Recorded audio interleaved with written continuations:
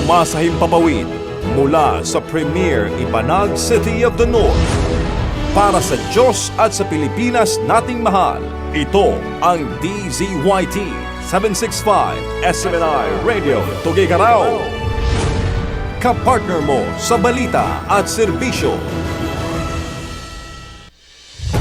Mga balita, impormasyon, serbisyo at inspirasyon dito lang sa DZYT 765 SMNR Radio Tuguegarao.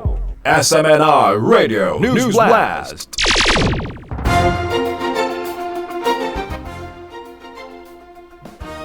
Mga taga-suporta ni BP Sara sumugod sa labas ng Senado.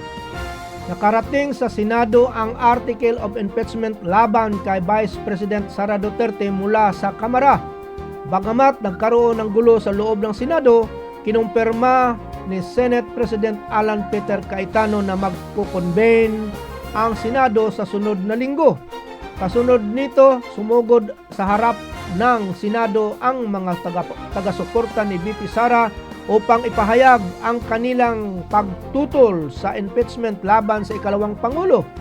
Bit-bit ng mga karatula, inihayag ng grupo na pangunguna ni Ron Guevara, leader ng maisog NCR, ang mga saloobin laban sa kasalukuyang administrasyon.